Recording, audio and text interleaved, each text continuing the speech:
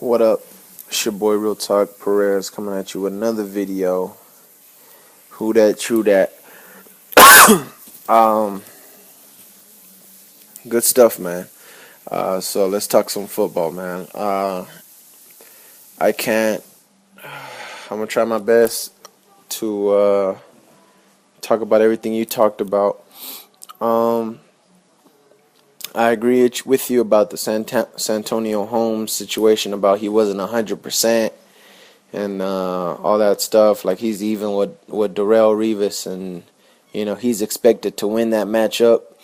And I agree with you. He is expected to win that matchup, not only because of what you said, but because he's used to be his teammate. He knows all his moves and everything, so he is expected to win that matchup. But what you're failing to realize about what was so important about that game is that he was able to win that matchup. They had so many quick slants on Darrelle. They put like 2-3 quick slants on Darrelle Revis. He was still able to cut fast enough and recover and swat the balls, which is exactly why that game was important, because he was able to do the moves that he needs to do. That was the main part about the Santonio Holmes. You talked about our rushing. Yeah, I think the Jets had about 98 or something like that. So I thought it was 70 something. It might have been 90 something rushing yards on us. But the thing that you didn't talk about was that about 47, I think it was 47 of those yards of rushing that they had came off of Geno Smith. Geno Smith just not having nobody to throw to and just taking off, basically taking off and gaining 10 yards, 12 yards, stuff like that, So 40, I think it was 47, 43 around there of those rushing yards came from Geno Smith. So in reality, they only actually rushed about half of those yards that they put up. So that does say a lot about the offense. I mean, our rushing defense this year. And as far as last year, yet again, I do agree with half of the reason. I've said this before. Half of the reason why we had the number one rushing D was because they could just pass all over us. But that's just half of it. The other half was because they literally couldn't run the ball. So it was no reason to waste downs trying to rush the ball against us, because we had, I think, Lavonte David had the most tackles for losses in the NFL. In other words, my defensive line, and when people ran the ball, my linebackers always played behind the line of scrimmage. Every time they try to run the ball, I'm pretty sure as a team we have to be top 5, if not top 2, maybe even number 1 in tackles for loss, because my team literally, every time you try to run the ball, they would tackle in the backfield.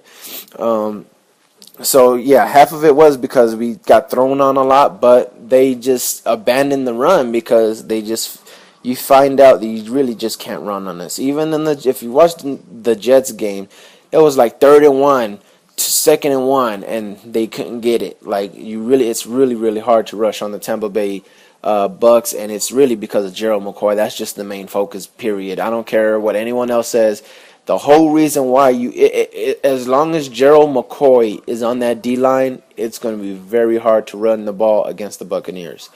What else? You said besides Doug Martin, we didn't have weapons. I guess you can say that. Personally, I wouldn't say that. Vincent Jackson had more yards and yak than Roddy White and Julio Jones last year. So he had more yards, less receptions, and more yards and more yak yards after catching. So I would definitely consider Vincent Jackson a threat, whether it's deep or in the slot or wherever. He's a threat.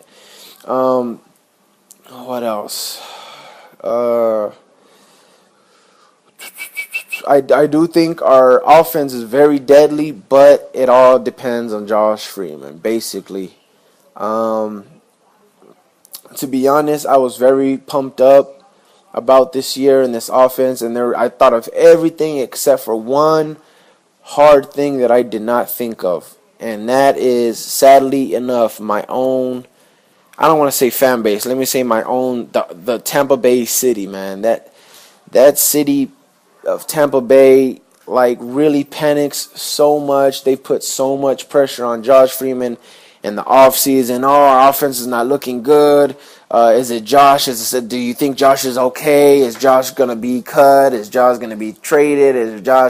Are we going to put Glenn in? Is it like, it's just they put so much pressure on Josh Freeman. And that's one thing I didn't account for, is the city just putting so much freaking pressure on him, man.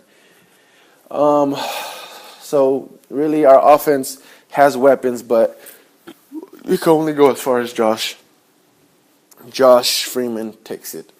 Josh Freeman has great days. He has bad days. He has okay days. The Jets game was an okay day. Wasn't a great day. Wasn't a bad day. As far as our defense and your offense, I'm not worried about, can Darrelle Revis make the moves. We know he can make the moves. I'm not worried about Colston or any of your wide receiver size. He's been on Calvin Johnson before, who's a beast, biggest of all the wide receivers, and he stopped Calvin Johnson.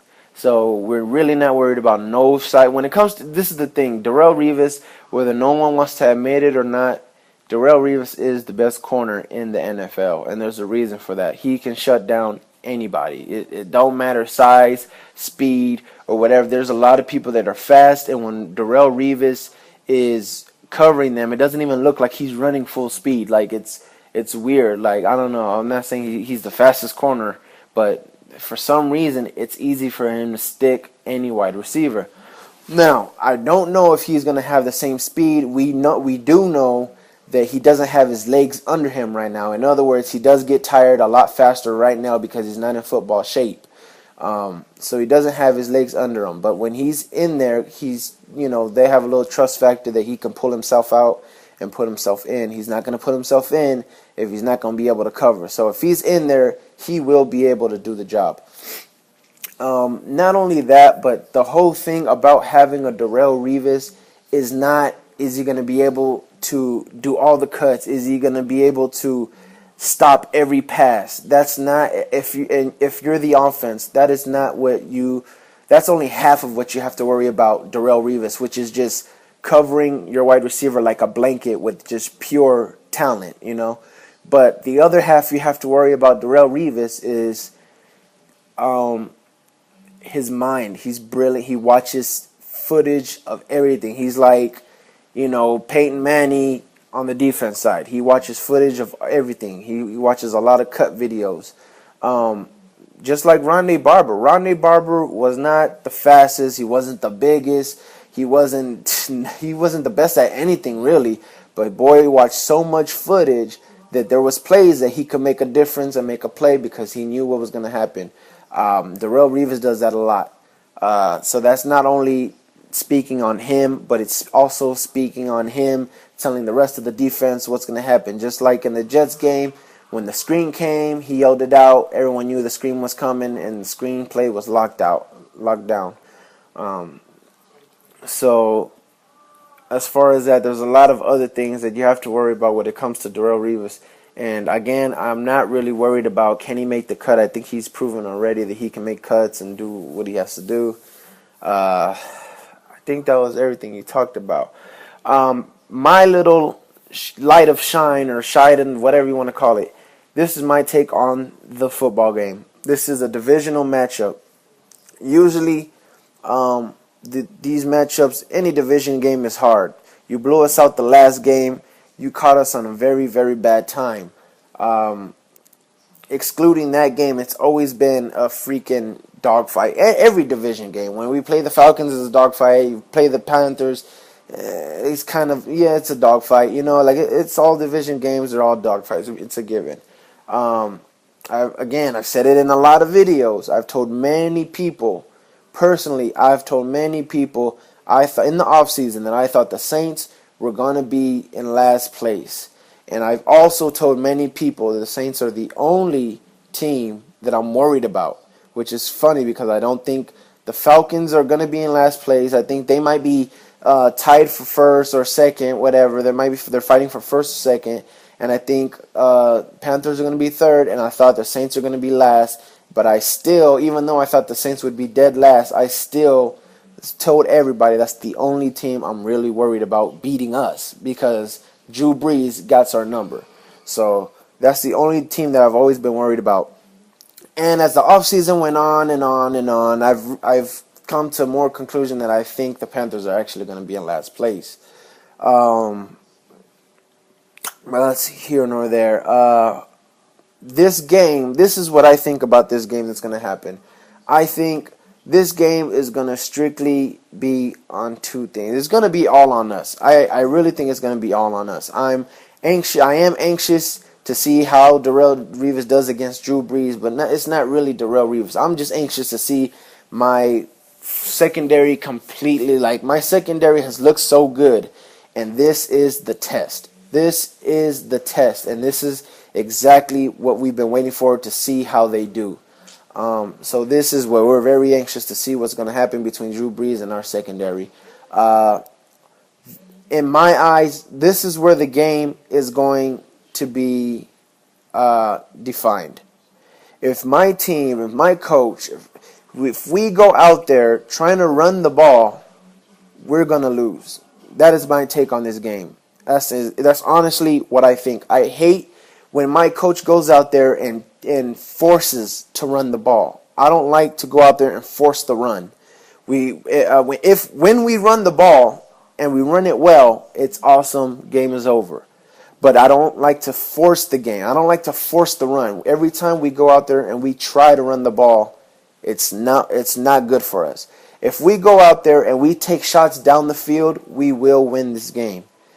Remember what I just said. If we take shots down the field, I don't care if Josh Freeman's first two possessions, he throws deep and gets picked. I really don't care. As long as we continue to take shots down the field. If we take shots down the field and we come out with throwing first and then run game after, we will win. Our offense will come out and everything will be good. But that's what I think about this game. If we try to play this, go for the first down, play every possession, trying to just get the first down after first down, we're not going to win that game at all. We're not going to win the game. But if we play the game taking our shots, trying to get down the field, we will have a chance and we will win this game. So that's what's going to happen on offense. And on defense, that's what we're looking at on defense. So it's going to be a good game. It's going to be exciting, good game. I was nervous as heck to see the Jets game, but this game I'm really not nervous, even though I'm more scared of the Saints than I was scared of the Jets. I'm not nervous about this game. I'm more excited than anything, to be honest. But you talk football, who that, true that. I'm talking football. Congratulations. It's your boy, Real Talk Perez, coming at you with another video. Peace.